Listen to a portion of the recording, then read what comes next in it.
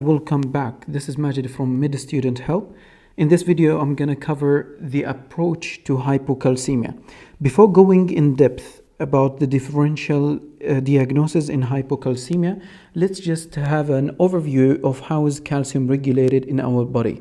So as we know that the parathyroid gland is what's responsible for the major regulation of calcium level in the serum.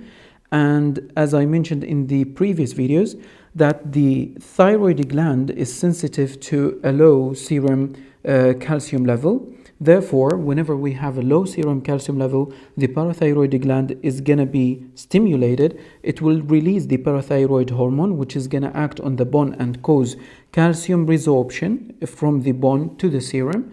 And then it's going to act on the kidney, inducing calcium reabsorption right from the nephron. And it's going to induce vitamin D activation into 125 hydroxy vitamin D that is going to induce the reabsorption of calcium from the gut.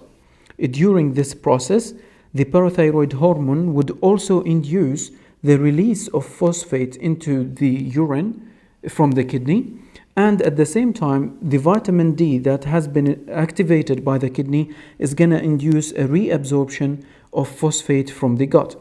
So, the parathyroid gland, the net action of parathyroid gland on the nephron is increasing the serum calcium and reducing the serum phosphate. And the net action of vitamin D is increasing the serum calcium and increasing the serum phosphate. So, if we took these two in a normal physiological person, the net result of parathyroid hormone activation is going to lead to increase in the serum calcium, right?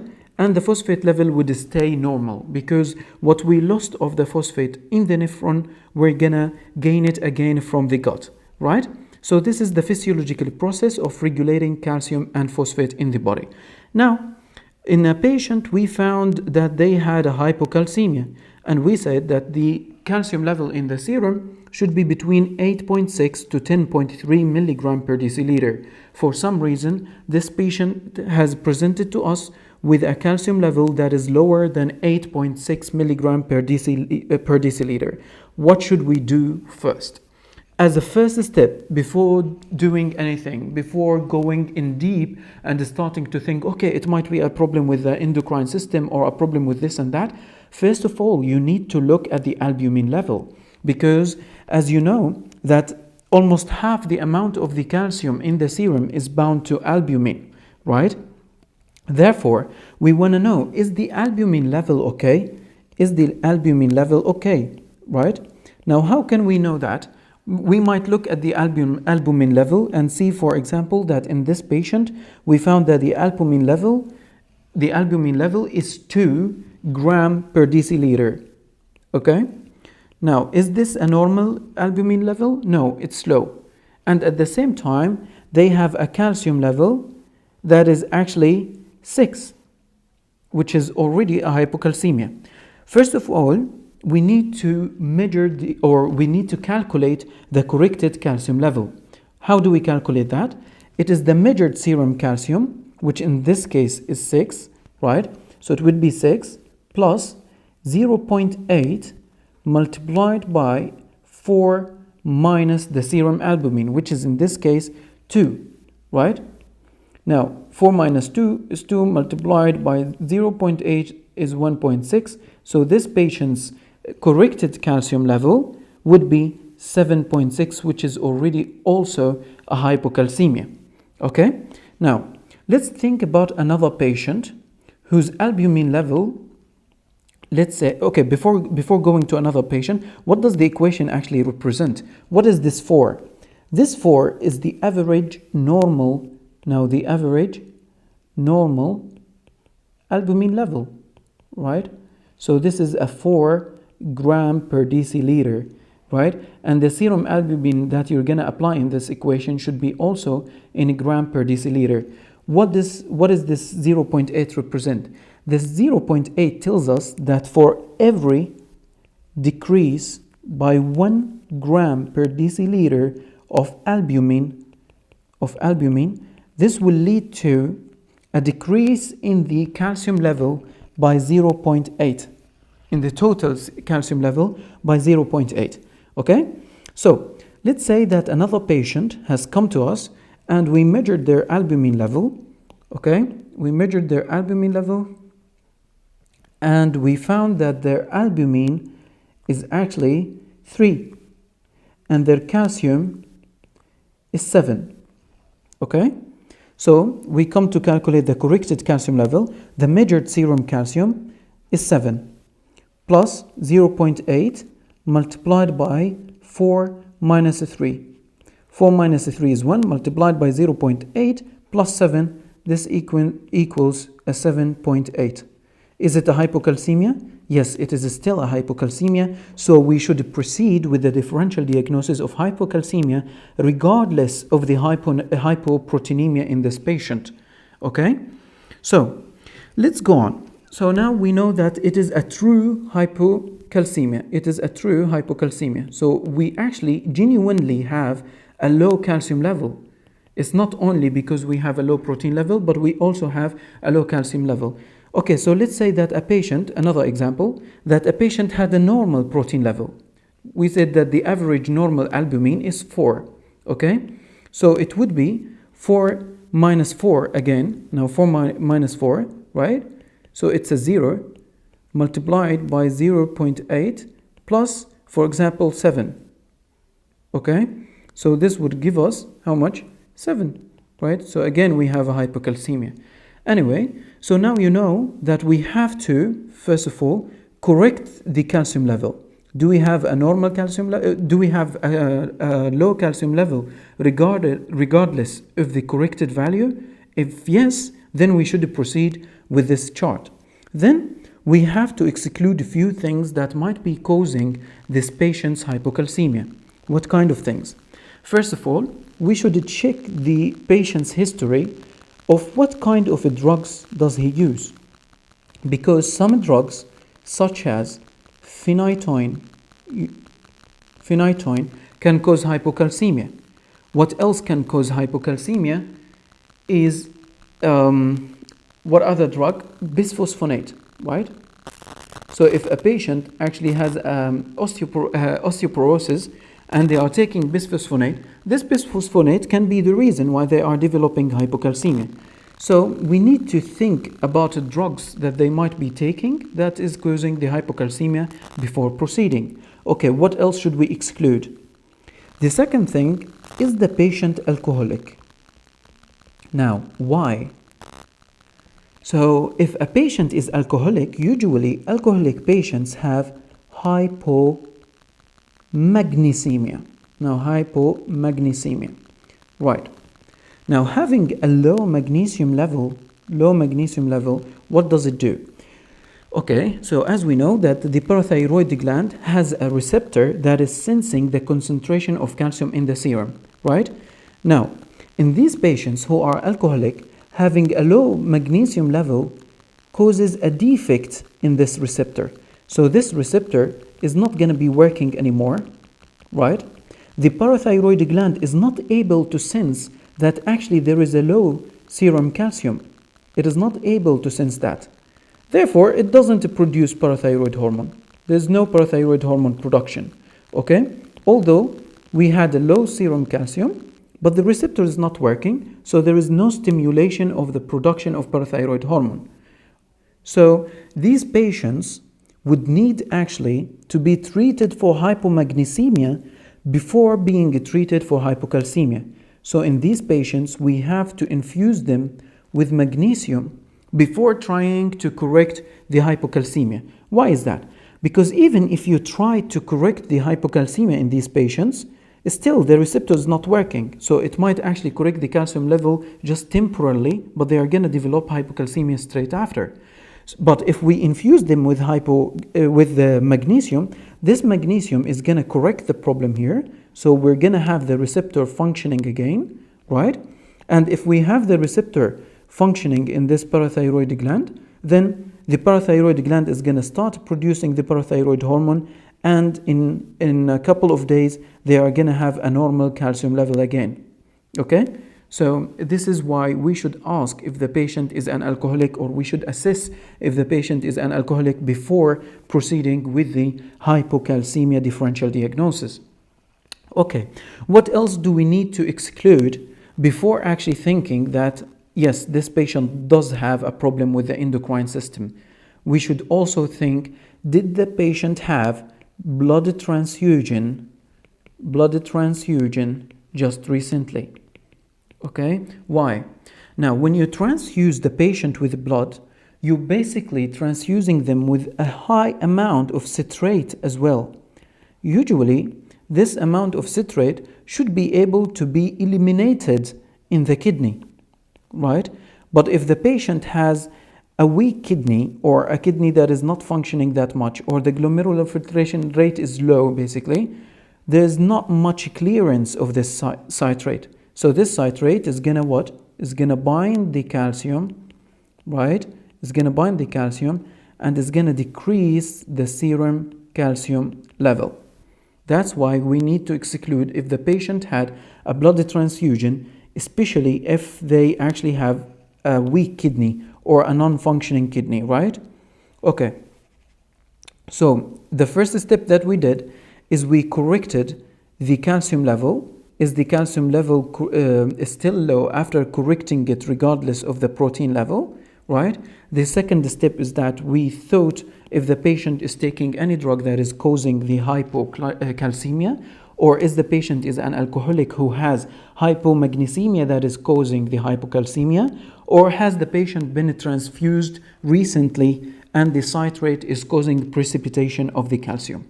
Okay, so if our answers to all of these questions is no, no, no, then we should measure the serum parathyroid hormone. Okay, because now we actually think that there's a problem with the endocrine system. And the way to assess that is to see, is the parathyroid hormone functioning well, or does this patient not have any parathyroid hormone and that's why they don't have a normal calcium level? So if the problem is with the parathyroid gland, then we would have a low parathyroid hormone which is causing a low serum calcium. Now, when can this happen? So this can happen if the patient does not have, they don't have basically a parathyroid gland. Is that even possible? Is that even possible? Yes, it is possible if the patient had a surgery before and they removed the parathyroid gland. So a history of a parathyroidectomy. Okay, what else? A thyroidectomy, and during the operation of removal of the thyroid, they accidentally removed the parathyroid gland, or they had a radical neck surgery. Okay, what else? Why wouldn't they have a parathyroid gland? Congenital disease. Is there any congenital disease where actually the patient might not have a parathyroid gland, or the parathyroid gland did not develop properly? Yes, in the DiGeorge syndrome. Right? Okay. Now, what else? What if the patient does have the parathyroid gland, but still it is not producing the parathyroid hormone? Can this happen? Yes, it can happen if the patient, they do have the parathyroid gland, but it's not functioning. When can this happen? If there is something infiltrating the parathyroid gland. Like what? Like, for example, a metastatic cancer. What else can it be? It can be Wilson's disease. What else? It can also be hemochromatosis. So due to the infiltration of the parathyroid gland, we don't have a normal functioning parathyroid anymore. So again, if we assess the parathyroid hormone and we find a low parathyroid hormone, which is the reason behind a low serum calcium, then our differential diagnosis should be, does the patient have the parathyroid gland, or does the patient not have the parathyroid gland? For example, if they had a parathyroidectomy or thyroidectomy or radical neck surgery or congenitally they don't have a developed parathyroid gland. And if the parathyroid gland is there, why is it not functioning? Because there might be a metastatic cancer or Wilson's disease or hemochromatosis. All right. So let's go back to the chart and let's say that, okay, after we assessed the hypocalcemia and we found that the patient doesn't use any drug that is causing hypocalcemia again, and he's not alcoholic, doesn't have hypomagnesemia, and he has not been transfused. And when we measured the parathyroid hormone, we found that the parathyroid hormone is actually high. So what does this mean? That the parathyroid gland can sense the low calcium level, and the low calcium level is leading to elevation of the parathyroid hormone, which we call, what do we call this? We call it a secondary hyperparathyroidism. Hyperparathyroidism. Okay? What do we call it here? If we have a low parathyroid hormone and a low serum calcium, we call it primary hypoparathyroidism. Parathyroidism. Okay? So if you were asked about the reasons why would we have a primary hypoparathyroidism, because we don't have the parathyroid gland, or because we have a non-functioning parathyroid gland due to infiltration. Now, if we have a secondary hyperparathyroidism, what does this mean? This means that the low calcium level has developed first, and because of the low calcium level, there is an elevation of the parathyroid hormone. If we go back here to the regulation of the parathyroid hormone, here. So a low calcium level has developed first, and this low calcium level has stimulated so much release of the parathyroid hormone. When can this happen? The most common case here would be a chronic renal failure. Chronic renal failure. Okay. Let's see why would this happen. Okay, so let's draw a kidney. This is the kidney, right? Now, where did the parathyroid hormone function previously?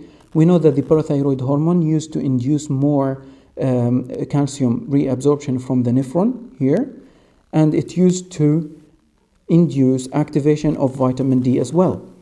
Okay, but if we have a failed kidney, right? So the kidney is not functioning anymore. We wouldn't have any more absorption of the calcium. We wouldn't have any more activation of vitamin D. Therefore, we would have a low active vitamin D, and we would have a decreased reabsorption of calcium. And therefore, these together would lead to a hypocalcemia. What will happen next? Sorry, what is this? Okay, so what would happen next is that the hypocalcemia would go to the parathyroid gland, and it would induce the release of parathyroid hormone. That's why we have a high parathyroid hormone and a low calcium.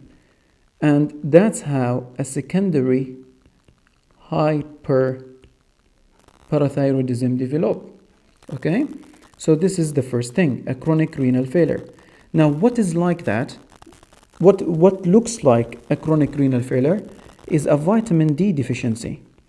Vitamin D deficiency. Okay, if we had a vitamin D deficiency, there would be no action on the gut, right? No action on the gut, which means that there's no increase in the reabsorption of calcium at the gut, right? Neither increase of phosphate reabsorption at the gut, right? So when this happens, this means that the phosphate level in the serum, what is going to happen to the phosphate level in the serum? We have the parathyroid hormone, in this case, acting on the kidney because the kidney is fine, but the patient doesn't have enough vitamin D. When this happens, the parathyroid hormone is increasing the excretion of phosphate into the urine, but we don't have vitamin D to increase the phosphate reabsorption from the gut. So the net result would be that the serum phosphate level would be low. So if we saw a patient who has a hypocalcemia, right? A hypocalcemia, and at the same time a decrease in the serum phosphate, this should ring a bell for vitamin D deficiency, right? Vitamin D deficiency. Okay, whatever. Okay, now what else can be in the differential diagnosis of a high parathyroid hormone with a low calcium level? Okay, what else can be is an acute pancreatitis. Acute pancreatitis. So when there is pancreatitis, right, due to the death of cells, there's going to be some phosphate release on one hand, and on the other hand, there would be binding of the calcium into the fat around the pancreas. So this would decrease the serum calcium level. Also, it can happen in case of sepsis or chronic illness, where actually there's so much cellular turnover and cellular use and cellular death, which is actually leading to precipitation of calcium in the serum by being combined with phosphate. Okay? Now, what else can cause that is a tumor lysis syndrome. Tumor lysis syndrome, same thing. So we have lots of cells are dying. They are releasing so much phosphate into the serum. The phosphate is binding the free calcium. The free ionized calcium in the serum is going to be decreased, leading to elevation of the parathyroid hormone and the secondary hyperparathyroidism. What else is similar to that is rhabdomyolysis. Rhabdomyolysis or myolysis, okay, in which actually also release of phosphate into the serum is going to bind the calcium. Therefore, the free ionized calcium is going to decrease, and then the total calcium is going to decrease as well. Okay, so that's about the differential diagnosis of hypocalcemia. Now, what does a patient with hypocalcemia look like? What would they be complaining of, right? So we know that calcium is really important for two main things: muscles and nerves, right? And nerves. So a patient with hypocalcemia, because of the electrolyte imbalance, usually they would have non-specific symptoms such as fatigue. They would have some anxiety, right? And they might actually have a depressed mood due to the low calcium level. Okay, these are so non-specific. What can actually ring a bell for us that this patient has a hypocalcemia from the history? If the patient is complaining of muscle cramps, right? Okay, what else? Tetany. Also, a carpopedal spasm. What does a carpopedal spasm? It means this involuntary contraction of the hands or the feet, right? But it is more frequent that it would be an involuntary contraction of the hand than a foot, right? So it is this very slow involuntary contraction of the hand at the wrist area, and then it's going to be followed by contraction at the fingers. What else? If the hypocalcemia is so severe, they can develop a seizure. Okay? Now, at the nerves, it is very specific that actually a hypocalcemia can cause a perioral numbness and tingling. Okay? So around their mouth, they would feel a numbness. This is very specific for hypocalcemia, but of course, it is not diagnostic. It just rings a bell that this patient might be suffering of hypocalcemia.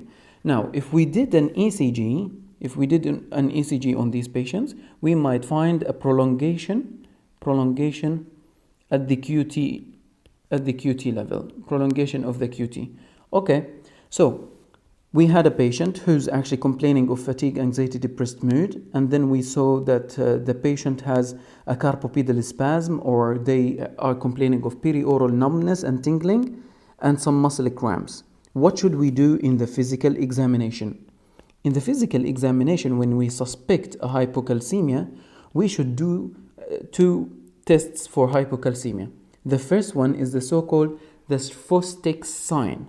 It's written like that. Sorry if I'm pronouncing it incorrectly, but yeah, it's such a difficult word. Okay, so what happens in this sign is that if you tap at the area of the facial nerve, so on the face, like around the ear towards the cheek, if you tap on there slightly, the patient would respond with twitching of the facial muscles. This should ring a bell for hypocalcemia. It is not so specific, but it still gives some, suspicion of hypocalcemia. What is more specific is a test called a Trousseau's sign, okay, or Trousseau's sign. I don't know how to say it really. Anyway, so in this test, what we do is we induce an artificial ischemia at the hand. How can we induce artificial ischemia at the hand? If we do put the blood pressure cuff at the brachial area, it should induce some ischemia at the hand. Okay, what is the response? In these patients who have hypocalcemia, they would start having contraction of the hand very slowly, involuntarily at the wrist area, followed by contraction at the metacarpophalangeal and the interphalangeal joints. Okay, so again, we put a blood pressure cuff at the brachial area. We induce artificial ischemia in the distal arm, right? This is going to induce involuntary contraction of the hand. So this is an overview of hypocalcemia. Okay, so when you see a patient with hypocalcemia, make sure that you calculate the corrected calcium level, then exclude the things that can do an artificial hypocalcemia. And if you concluded that the patient does have a true hypocalcemia, then measure the serum parathyroid hormone and think about the differential diagnosis of secondary hyperparathyroidism if it is elevated, or a primary hypoparathyroidism if it is decreased. And the symptoms that you can look for is mainly related to the muscles and nerves. And on the ECG, you would look for a prolongation of the QT interval. And in the physical examination, you should try to induce Sphostic sign and the Trousseau's sign as well. Thank you so much for watching this video, and see you in the next.